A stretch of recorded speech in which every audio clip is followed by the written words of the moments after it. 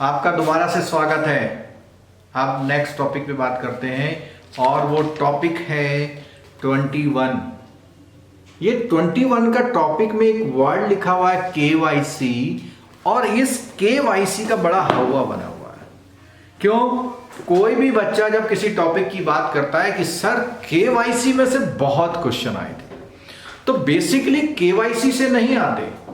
ये पूरा जो मॉड्यूल है उस मॉड्यूल से रिलेट करते हैं कहीं ना कहीं। हाँ, KYC से कुछ ज़्यादा क्वेश्चन आते हैं जिनको मैं कह सकता हूं कि 5 क्वेश्चंस KYC से आ सकते हैं। कंसर्न है उसका कुछ। ठीक है, तो शुरू करते हैं ये टॉपिक। इस टॉपिक में कुछ वर्ड्स हैं जो आपको KYC तो पता है, नो योर कस्टमर, लेकिन क्या डेफिनेशन है, कहां से ये वर्ड निकल के आया, क्यों इसकी जरूरत हुई, उस पर बात करते हैं। पहले देखिए, पहली बात तो इसने बोला कस्टमर सर्विस, KYC और कस्टमर। तो KYC के ऑपरेशनल एस्पेक्ट, यानी KYC की अगर कुछ रूलिंग्स है, कुछ है, उसको कैसे डील करेंगे, ऑपरेशनल एस्पेक्ट की बात कर रहे हैं। और KYC की शुरुआत हुई मनी लॉन्ड्रिंग से। और what is money laundering? Money laundering का मतलब होता है कि इलीगल मनी को किसी भी तरह से लीगल में कन्वर्ट कर लेना। देखिए क्या है, प्रोसीड्स ऑफ इलीगल, प्रोसीड्स माने होता है आना, प्रोसीड्स ऑफ इलीगल मनी क्या करना, to proceeds of illegal acts, illegal काम का प्रोसीड्स को लीगल एक्ट्स के प्रोसीड्स में बदलना।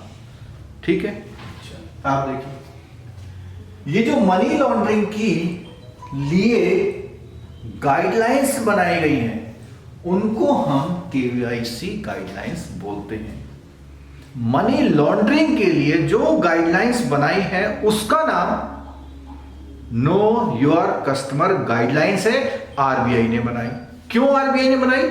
सरकार ने RBI से कहा, किनको कहा, कि बैंकों के लिए। अब आप बात करेंगे साहब कि मोबाइल का कनेक्शन लेना है तो KYC होती है, उसमें RBI का कोई रोल नहीं है, उसमें ट्राई बोलेगा। इंश्योरेंस की बात आएगी, IRDA बोलेगा,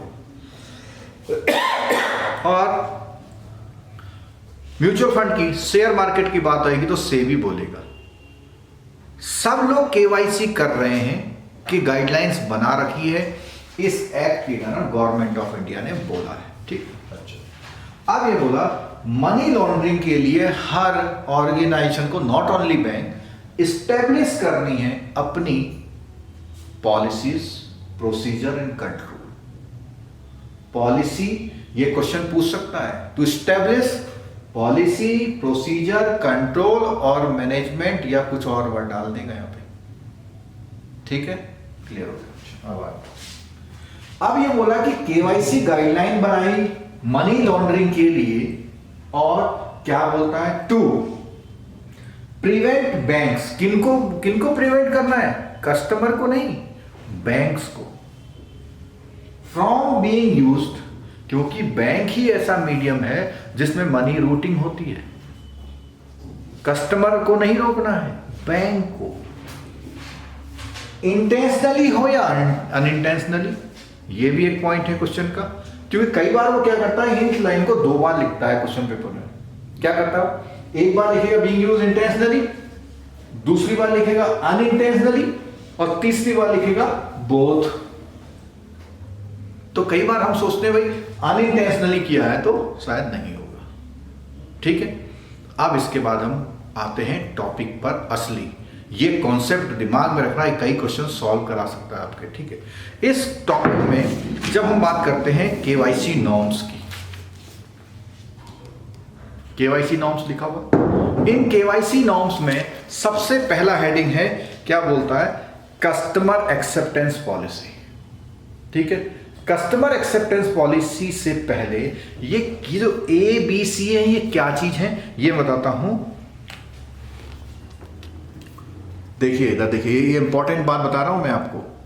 कहता है these requirement under which the banks are required to follow certain customer identification procedures for opening of accounts and monitoring reporting of transactions of a suspicious nature can be grouped in the following. यानी कि ये सारी चीज़ें उन्होंने एक group में करी हुई हैं। सबसे पहले बोला कस्टमर एक्सेप्टेंस पॉलिसी, यानी आप किस कस्टमर को अपने वहाँ एज ए कस्टमर एक्सेप्ट करोगे, किसको नहीं। तो आपने देखा होगा कि कोई आधार नंबर या कोई पैन कार्ड या कोई ऐसा आईडी कार्ड जिसको गवर्नमेंट ऑफ इंडिया ने या रिजर्व बैंक ने या किसी और अथॉरिटी ने बोला है कि ये मनी लॉन्ड्रिंग करते हैं या हवाला के थ्रू पैसा देते हैं या कोई टेररिस्ट हैं या कोई एनिमी ऑर्गेनाइजेशन है, उसका पैसा आप एज ए डिपॉजिट नहीं लेंगे। जब हम उस दिन पढ़ रहे थे कि बैंक की सर्विसेज क्या होती है, तो accept deposit from customer, individual, person, company और सब कुछ, तो उसमें क्या था कि ये लोग, यानी कस्टमर एक्सेप्टेंस पॉलिसी का मतलब कौन से लोगों को आप एक्सेप्ट करोगे, ये पॉलिसी बनाएंगे। दूसरा बोलता है कस्टमर आइडेंटिफिकेशन प्रोसीजर, कैसे आप कस्टमर को जानेंगे। इसमें देखिए आपको ये बात बता दूं, इस बुक में जो भी लिखा हुआ अच्छी बात है, लेकिन पिछले 2 सालों में बहुत फ्रीक्वेंट चेंज आए हैं केवाईसी के रिगार्डिंग।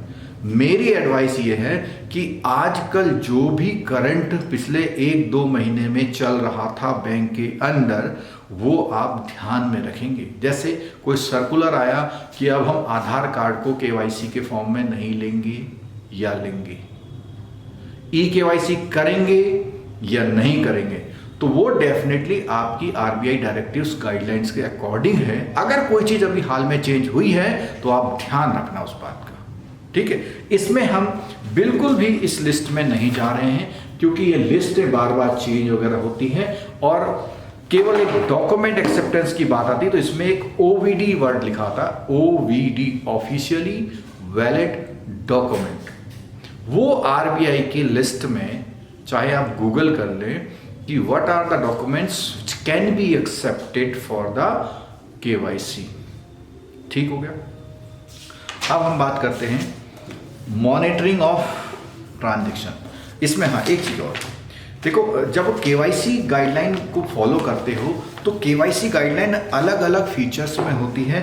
जैसे कि अगर हम इंडिविजुअल का अकाउंट खोल लें, सेकंड क्या है कंपनी का अकाउंट खोल लें, थर्ड है पार्टनरशिप फर्म का अकाउंट खोल लें, और अगला है ट्रस्ट या फाउंडेशंस का अकाउंट खोल लें, अगला है प्रोप्राइटरशिप कंसर्न का अकाउंट खोल लें। तो ये 4 कैटेगरी में दिया हुआ है। तो बहुत कॉमन सी बात मैं ये करूँ, बहुत कॉमन सेंस यूज़ करिएगा। जनरल अकाउंट की बिल्कुल बात नहीं करूँगा, बहुत बात होती है ब्रांचों में। हाँ, कंपनी अकाउंट की बात करूँगा। अगर वो रजिस्ट्रेशन सर्टिफिकेट ऑफ कंपनी लाता है तो वो ही सफिशिएंट होगा। पार्टनरशिप फर्म की बात लाता है तो इंडिविजुअल बंदा जो भी पार्टनर है उनकी फुल केवाईसी होती है, जबकि कंपनी के मामले में सिर्फ उनकी केवाईसी होती है जो उस खाते को ऑपरेट करते हैं। ठीक है। उसके बाद आता है कंपनी की केवाईसी के मामले में जो कंपनी का मेमोरेंडम ऑफ एसोसिएशन और आर्टिकल ऑफ एसोसिएशन है वो ही एक वैलिड डॉक्यूमेंट होता है, या बोर्ड ऑफ डायरेक्टर्स का कोई रेजोल्यूशन है उनका भी वो होता है। ठीक है। अच्छा, एक आता है ट्रस्ट और फाउंडेशन में। तो उसमें क्या है, ट्रस्ट जब रजिस्टर्ड होता है, देखो ट्रस्ट रजिस्टर्ड अनरजिस्टर्ड दोनों होते हैं। अगर रजिस्टर्ड है तो उसका रजिस्ट्रेशन का सर्टिफिकेट सफिशिएंट होता है, और ट्रस्ट के बिहाफ पे जिनको ऑपरेशन करने की पावर ऑफ अटॉर्नी दी हो वो भी एक डॉक्यूमेंट होता है जिसमें बोलते हैं। और उसके अलावा ट्रस्टी और सेटलर्स और बेनिफिशियरी का भी इंडिविजुअल जो डॉक्यूमेंट ओवीडी है वो भी एक्सेप्ट होता है। ठीक है। प्रोप्राइटरशिप फर्म में सीधी सी बात है, प्रोप्राइटरशिप फर्म में फर्म का रजिस्ट्रेशन अगर है तो ठीक है, नहीं है तो कोई बात नहीं। अदरवाइज जो प्रोप्राइटर है, मालिक है, सोल प्रोप्राइटर है, उसके डॉक्यूमेंट्स उसमें लगते हैं केवाईसी के फॉर्म। ठीक है। एक चीज मैं कहना चाहूँ, कंपनी वाले अकाउंट में अभी मैंने बोला था कि कहीं जो ऑपरेटिंग होता है उनके लगते हैं, लेकिन मैं इसमें देख रहा हूँ कि बुक में ऐसा कहीं लिखा नहीं है, तो इसको आप करेक्ट कर लेना कि इंडिविजुअल के नहीं लगते और जिन्होंने करंट अकाउंट अपने ऑफिस में बैंक में खोला हुआ है वो थोड़ा इस बात को कोरिलेट कर सकते हैं। ठीक है, चलिए आगे बढ़ते हैं। मॉनिटरिंग ऑफ ट्रांजेक्शन, देखिए एक क्वेश्चन इससे अक्सर आ जाता है मॉनिटरिंग ऑफ ट्रांजेक्शन से। वो क्या है, हमने कई बार बता रखा है, क्या है ये मैंने हाईलाइट किया हुआ है, क्या बोलते हैं इसे, STR, सस्पिशियस ट्रांजेक्शन रिपोर्ट भेजी जाती है। किसको भेजी जाती है, FIUIND, जो कि रिजर्व बैंक ऑफ इंडिया में एक डिपार्टमेंट है, उसका नाम है नहीं, इधर देखिए लास्ट लाइन देखिए, the matter should be immediately reported to reserve bank and other appropriate authority such as, यानी रिजर्व बैंक को भेजा जाता है प्लस FIUIND को भेजा जाता है, जो कि department of revenue ministry of finance का डिपार्टमेंट। तो दो लोगों को भेजा जाता है। इसको क्या क्या चीज है अभी नीचे बात करते हैं। रिस्क मैनेजमेंट, देखिए रिस्क मैनेजमेंट क्या है, एक क्वेश्चन आपका रिस्क मैनेजमेंट में आ सकता है। क्या है रिस्क मैनेजमेंट, वो कहता है कि जो बैंकों में इनकी वजह से कोई नुकसान हो जाए उसको रोकना, उसको पहचानना, उसको कंट्रोल करना, मिटिगेट करना, वो रिस्क मैनेजमेंट डिपार्टमेंट का काम है। यहां पे एक वर्ड आया मनी म्यूल्स, देखिए इसको समझ लीजिए, एक वर्ड आया है मनी म्यूल्स।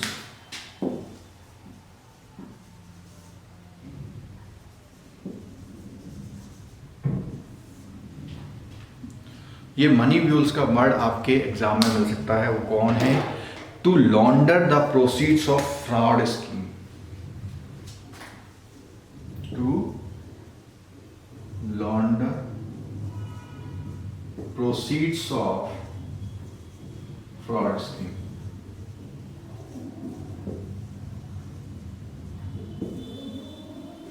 जो भी फ्रॉड स्कीम्स हैं उसकी मनी को लॉन्डर करना, यानी कि इनके थ्रू रूट होता है।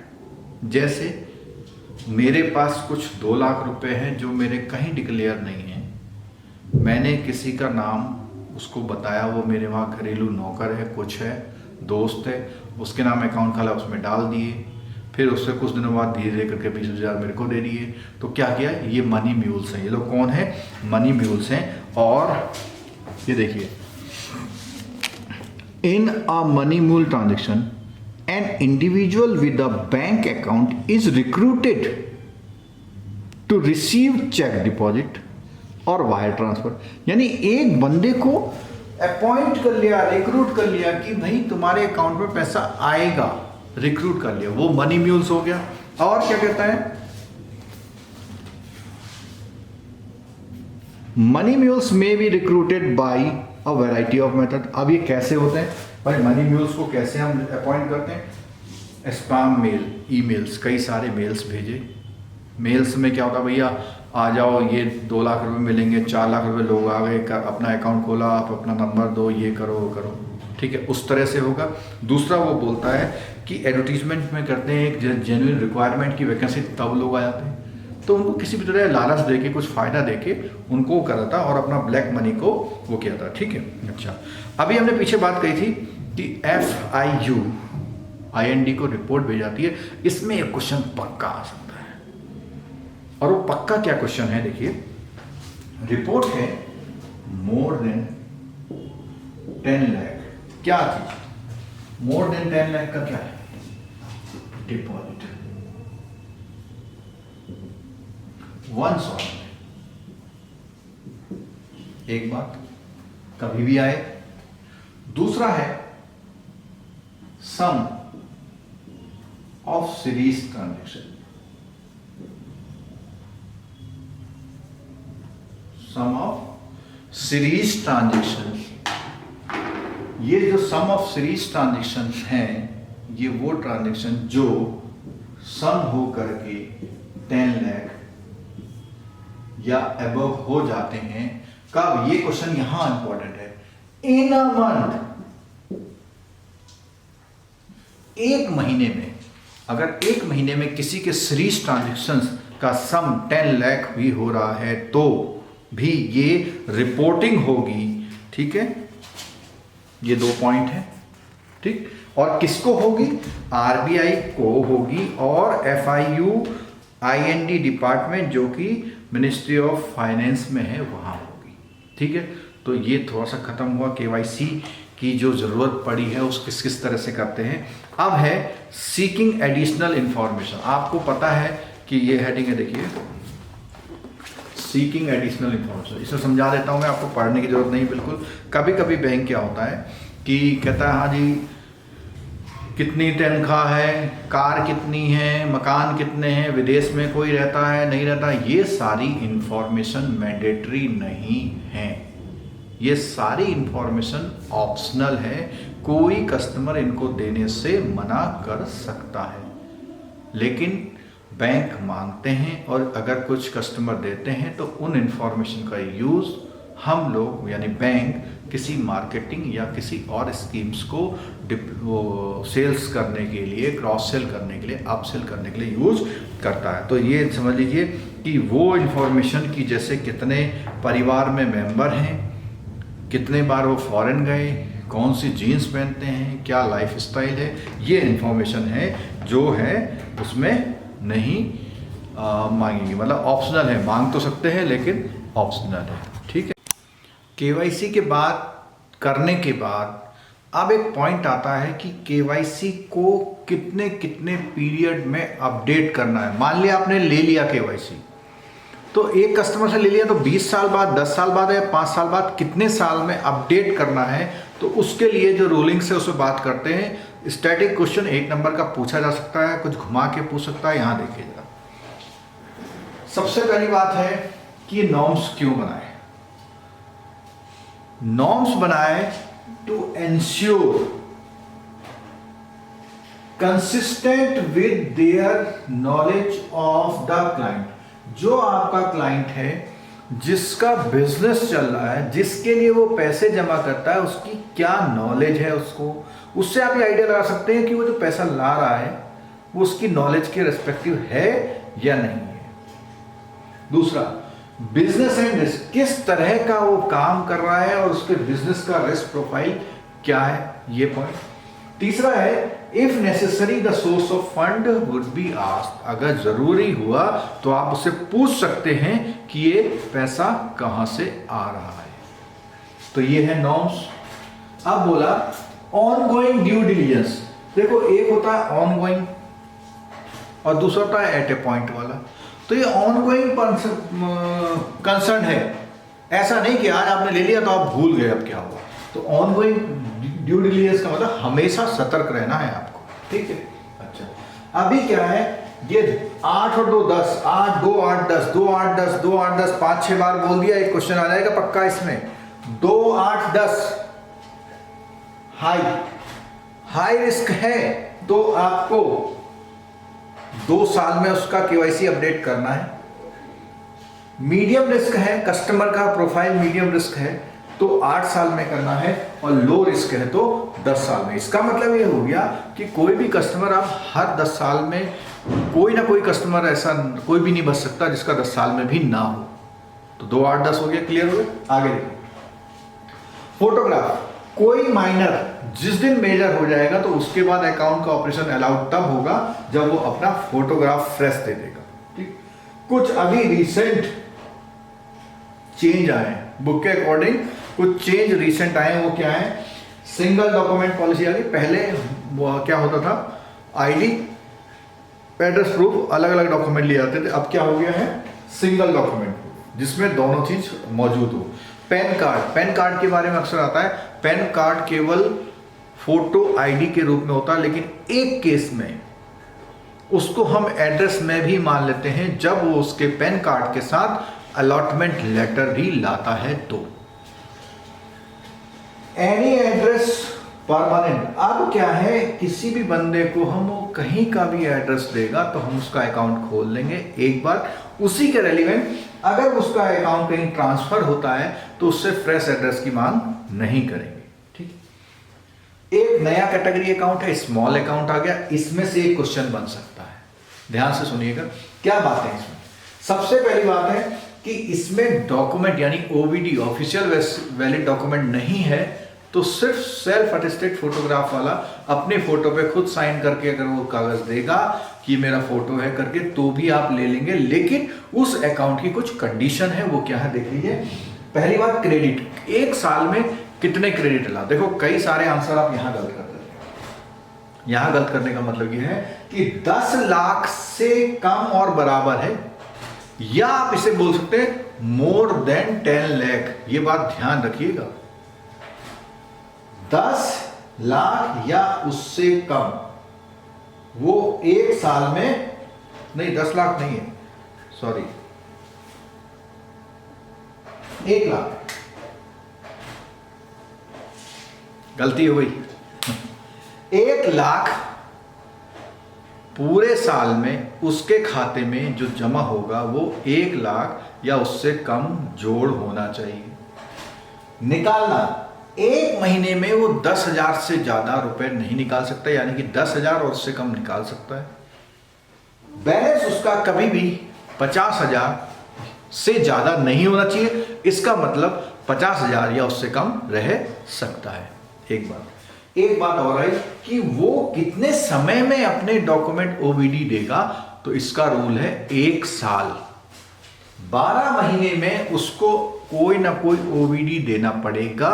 अगर वो नहीं देता तो एक कंडीशन में हम उसको और 12 महीने का समय दे सकते हैं, वो है ये कि पहले 12 महीने में उसने कोई अपना ओवीडी के लिए अप्लाई कर दिया हो और उसका प्रूफ आपको दिखाता है।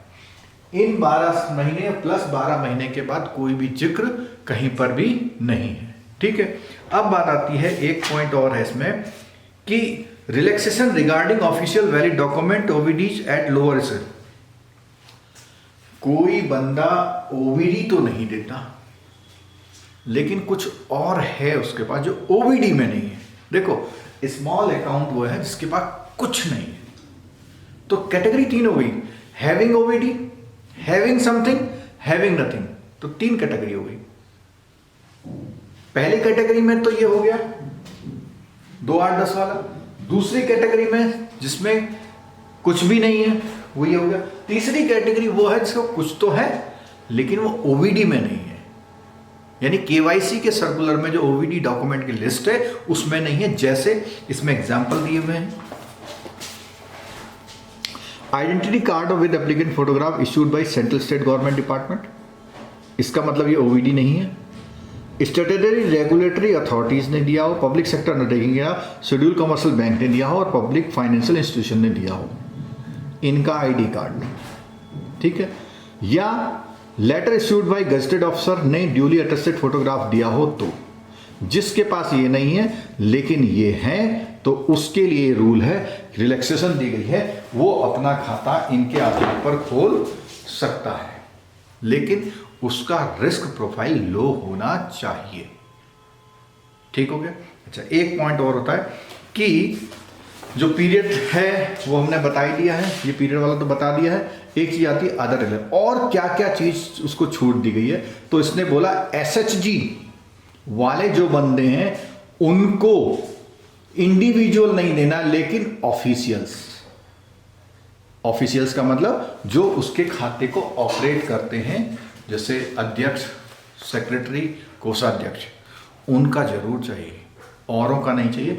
एक लाइन और लिखी हुई है कि अगर वो क्रेडिट लिंकेज होती है, उसको लोन देते हैं तब मांगो, नहीं, वो रूल वही काम करेगा जो शुरू में काम किया। ठीक है। और एक चीज और है कि अगर लो कैटेगराइज कस्टमर है तो उसको वो केवाईसी डॉक्यूमेंट नहीं दे पा रहा, तो उसको जो है बैंक में 6 महीने तक डॉक्यूमेंट देना पड़ेगा। ठीक है, 6 महीने के अंदर उसको क्या करना पड़ेगा, ओवीडी देना पड़ेगा। एक इंपॉर्टेंट बात, सेकंड पॉइंट छूट गई, foreign student have been allowed, ये इंपॉर्टेंट क्वेश्चन है, 1 month from the 1 month for furnishing the proof of local address. शुरू में उसका खोल देंगे लेकिन उसे 1 महीने के अंदर लोकल एड्रेस देना पड़ेगा। ठीक हो गया। तो ये हमने पढ़ा क्या।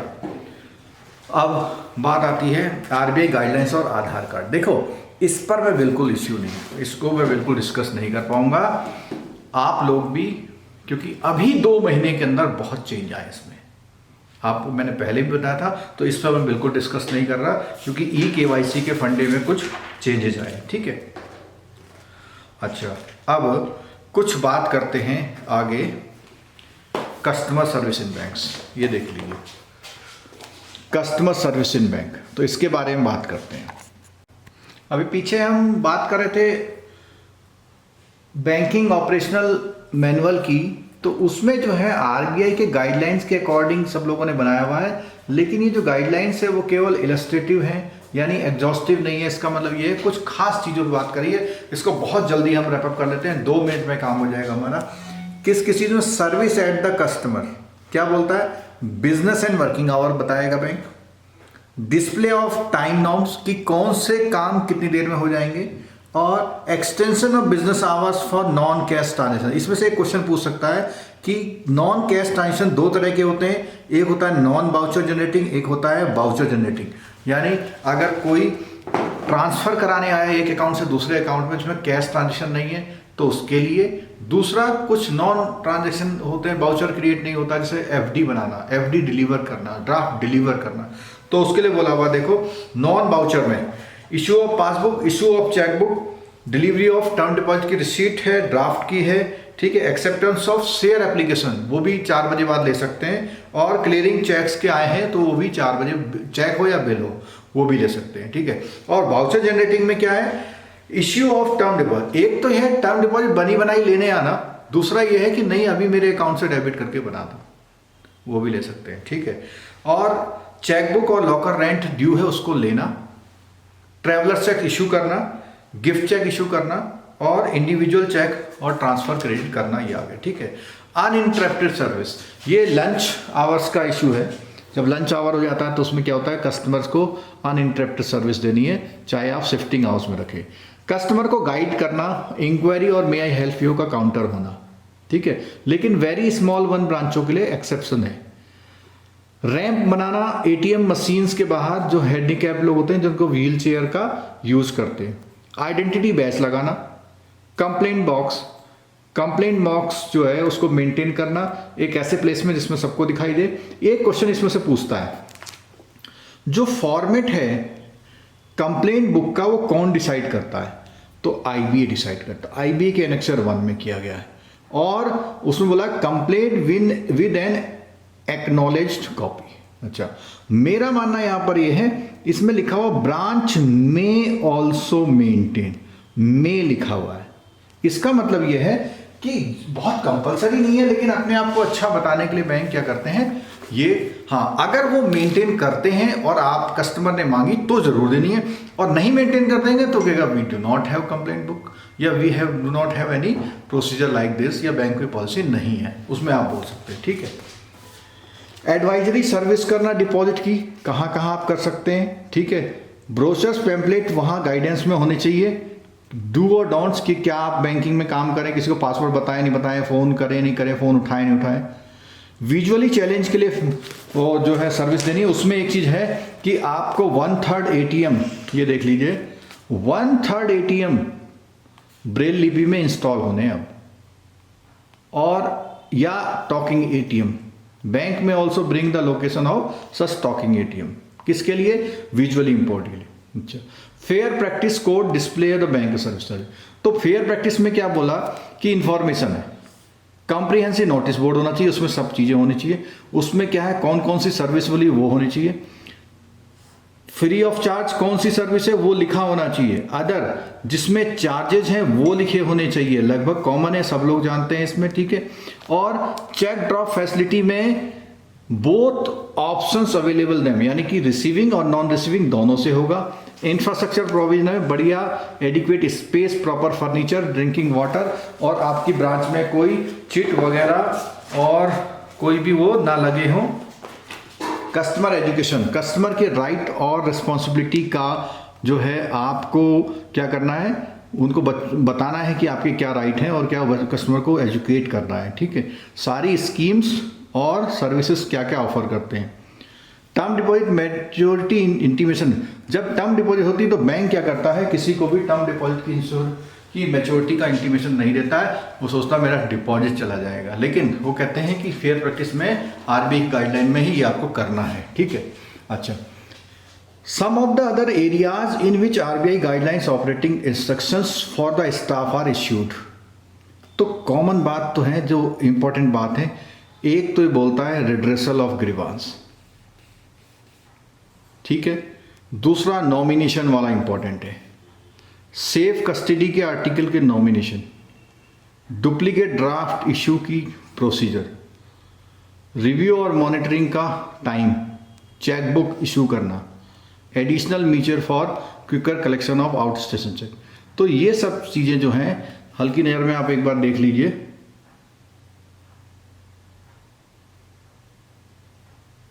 ये स्टाफ के लिए इशू है इतनी इंस्ट्रक्शन, जिससे कस्टमर सर्विस हमारी अच्छी होगी, ठीक है। अच्छा, आगे है ATM transaction enhancement of the customer service. तो एटीएम ट्रांजैक्शन एनहांसमेंट में क्या है कि एक तो सिक्योरिटी मेजर के लिए आजकल हो गया कि पिन हर ट्रांजैक्शन में रिक्वायर्ड है। बाकी जो रूल है 5 का, 3 का, ट्रांजैक्शन का, नॉन होम का और अदर, वो सब कुछ वो नॉर्मल आपको पता है, इसको बिल्कुल वो नहीं करने की जरूरत नहीं है। अच्छा, आरबीआई के रिसेंट चेंज, 1 मिनट में बात रह गई कि आरबीआई ने क्या रिसेंट चेंज किए। देखिए, minimum balance in any inoperative account पे नहीं करेंगे, नॉट परमिटेड।